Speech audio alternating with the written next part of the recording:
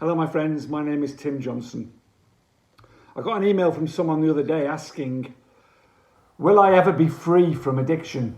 And it got me thinking what it actually means to be free from addiction, what it takes to be free from addiction. And in addiction, I mean alcoholism as well, obviously. So what does it mean to me to be free from addiction?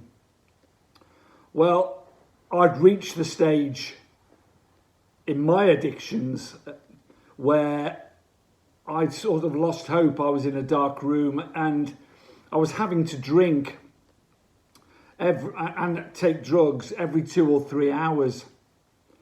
So if I ever dozed off, my body would wake me up in absolute terror and sheer panic to feed my addiction, because I was physically dependent on both opiates and alcohol.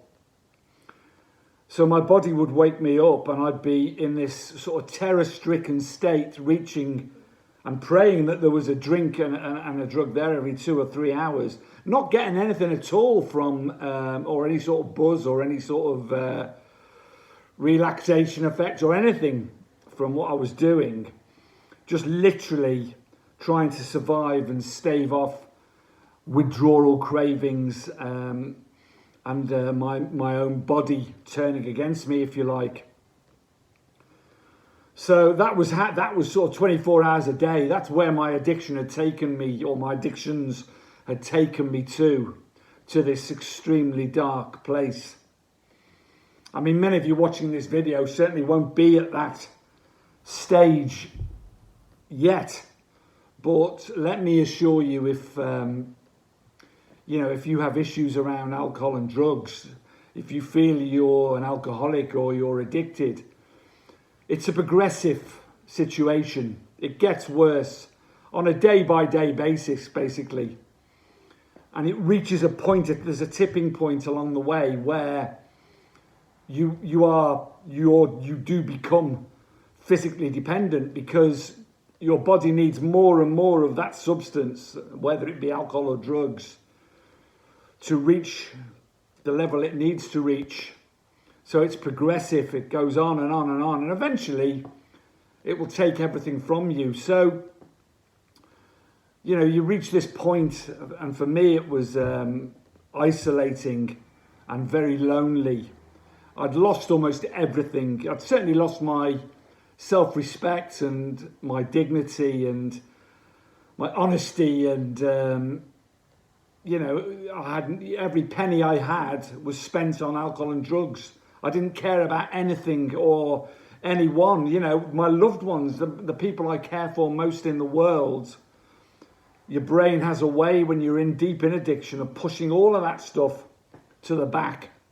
All that matters is getting your fix or getting your alcohol, finding the money from somewhere to do that, whether you are stealing or borrowing. And I did all of those things. Let me tell you, it had reached the point where, and have a look back on the channel and please subscribe. It just means more people can see the videos, and hopefully 1 or 2 more people will be helped by them, or my experiences, if you like. But look back at the life story, and I had everything. And at one point in my life, in my 30s, I was extremely successful in business, in my chosen career, with a beautiful family, money in the bank, 2 houses, beautiful wife, children, everything anyone could want, all the material trappings that anyone could want. And then this thing got hold of me.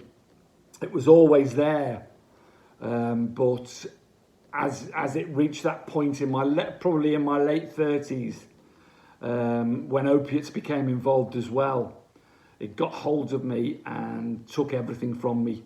Slowly but surely chipped away at everything.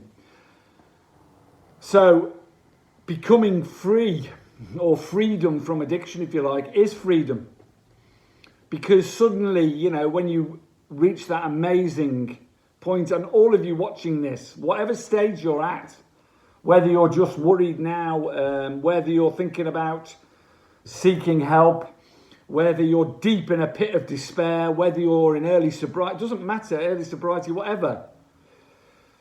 You will reach this point, and you can reach this point, because if I can do it, and don't get me wrong, I've failed, well, failed's the wrong word, but I went backwards many times, and eventually discovered that as I learnt from each of those slip-ups, I got stronger and moved forward. And sometimes, without failure, there's no success, there's no freedom. So there's no shame in it not sticking first time, because for 90% of people, it doesn't. You're very lucky if you find sobriety and freedom and it sticks first time. In my experience, that's very rare, but not impossible, obviously, but very rare. So that freedom means, God, it means so much. I could make an hour video just recounting the things and the gifts that that freedom has brought me. But to open your eyes in the morning, what springs to mind first? To open your eyes in the morning, and I'm blessed to live in a lovely place. I'm in Spain, and but I was here when I was in the midst of all that pit of despair, and I couldn't see any beauty. I couldn't see any gratitude, any gifts. I just saw darkness and lack of hope, and where the next fix was coming from. That's all I saw. I didn't see any further ahead than that, till it was a choice of, do I want to live or do I want to die? Unfortunately, I chose to live. But that freedom has given me that opening of eyes in the morning, and just thinking, Christ, I'm so lucky to be alive, first of all, because, probably medically I shouldn't be. The amount of pharmaceuticals and alcohol that I put down my neck over the years, probably I shouldn't be here. I thank my blessings every moment that I am. So when I open my eyes now, my first thought isn't terror and where is, reaching for that alcohol, waking up every 2 or 3 hours, or, in fear, and where that money's coming from to get it. It is, thank God I'm alive, and I look out the window at the sunshine generally and the sea, and I just feel blessed. And that freedom to choose, because addiction makes all your choices for you. It chooses the way you feel, it chooses the way you think, it chooses your actions. You don't have any choice. You're a prisoner in addiction. You feel like there's no escape from it when it reaches the stage, certainly the stage that I was at, and many other people I've talked to over the years. But there's no guarantees. You have to, and also that freedom has given me so many gifts. I've got, I don't have much money. I have enough to buy, have a decent diet, pay the bills, or help pay the bills, and that's enough. Because before every penny went on my addictions. So I have some money in my pocket now. I have the freedom to go and do what I want. I exercise. I eat well. I have a family who has never given up on me, thank God, and I've always been there. Sometimes they've had to let me go, as I said in the last video, but they've always been there in the background. And now they're, of course, one of the main gifts of my sobriety is to spend time with them, to be present, to be alive, to be looking healthy, of them looking at me not with pity and shame and worry, but to look at me with, a bit of pride, perhaps, on me getting stronger and better each time they see me, and spending time with my grandchildren, and them never having seen me in that condition, and they won't ever to see me in that condition. So all these gifts keep coming, and there's many, many more than that. But what does it take, that freedom? What do you need to give? Well, I think, I've spoken to a lot of people who think it's given to them on a plate, and it isn't. And I've also spoken to a lot of people who think people will rescue them and other people come to their aid. Well, yes, You do have to ask for help. It's fundamental to getting sober and staying sober. Asking for help.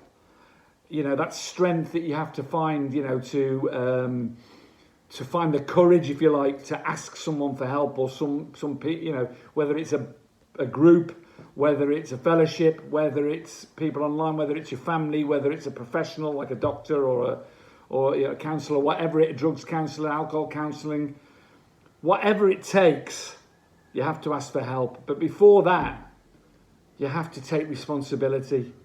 You have to say, well, I take one drink and I can't stop. It becomes unmanageable. And inevitably, it ends up with negative consequences. Or I take one pill or one drug or whatever it is. You can't stop. You're not like other people who can just have a drink, one drink, and that'll be fine. And that's great. You know, and one, you know, some people like to take recreational drugs and perhaps once a month. But if you're an addict or an alcoholic, and there's many reasons for that, and look back at the other videos, and you know, I haven't got time in this video to explain why you're doing that, but you're doing it. You can't stop when you start. One drink is never, ever, ever enough. One drug is never, ever enough. And there's always, at the end of the way, destruction, negative consequences, carnage, if you like, of some sort, but certainly negative consequences. And it gets progressively worse. And if that's you, then you have to take responsibility for that. You have to take responsibility for the choices you're making, because there's always a consequence with every choice you make, good or bad. So, and most of the choices I made during that period of my life, and a long period of my life, were bad choices. And they had bad consequences. But they got worse and worse and worse and worse. And comes that tipping point. So what does it take? The 3 Ds, I like to call it. Dedication, determination, discipline. You know, discipline, and I hate to harp on about it because no one likes it, but discipline, and no one really understands what it means, but it means doing something you don't want to do, or don't feel like doing, or is painful, to get to a place you want to be. And a lot of staying sober and getting sober hinges around discipline and doing things that are uncomfortable and feeling things that are uncomfortable, facing emotions and feelings and life. One of the main things I've learned along the way, and I learn every single day from the fellowship I'm in, but from everyone I talk to, I remain open-minded and listen and learn. And that's humility, because you never know everything. You never will know everything. It's all a mystery. So always I have an ear open and try and learn off every single person I meet. And one of the most important and fundamental things I've learned is to accept things as they are and not as I want them to be. Because most of my addicted life, I tried to control things and tried to make things turn out the way I wanted them. And life's not like that. You know, the shit hits the fan in life. There's lots of crappy things happen, but lots of great things happen. You know, shit happens, as they say. Good shit and bad shit. And you have to deal with it. And realise that you have to accept things as they are. Let go of trying to control things. It's fundamental to sobriety. And it takes discipline, and it takes doing the same things over and over again every single day to get stronger and stronger and stronger. Repeat and relearn, repeat and relearn. Discipline. Determination, gritting your teeth and sometimes just holding on by the minute, one day at a time. You know, things will get better. Another great thing I've learned is it too will pass. Because everything is transient, thoughts, feelings, bad things. Every storm runs out of rain, as Maya Angelou said. You know, and it does. And when bad things happen, you know, sometimes it's a privilege to sit with that pain sometimes, because in your addicted days, you would have been numb or trying to numb yourself against it. To be alive is to feel those things, and that's a privilege that we should all learn from. And you have to dedicate everything to your sobriety. You have to take 100% responsibility. Most of my addiction, I tried to blame everything and everyone for every time I took a drink or a drug. But there's only one person to blame. It's you. You know, you don't blame anyone. You have to take 100% responsibility. And you may think that's unfair, but unless you do, you'll never get or stay sober, because your sobriety is 100% your responsibility. No one's going to come and ride on a white horse and rescue you. You have to work at it. It works if you work it. And you have to work at it every minute of every day sometimes. 1 minute at a time, never mind 1 day at a time, to get through. But the gifts and the freedom and the rewards that work and that discipline and that determination, that doggedness, that all that will bring you, that freedom most of all, is a gift that's worth more than, well, more than money, anything material. It is true serenity, peace and happiness. And that doesn't come easy. That takes work. But any single one of you out there can achieve it. That's all for today. Carpe Diem. I hope that's been of some use to you. Please subscribe, like and share the videos. Much love to you all. Stay strong, stay safe. Bye-bye.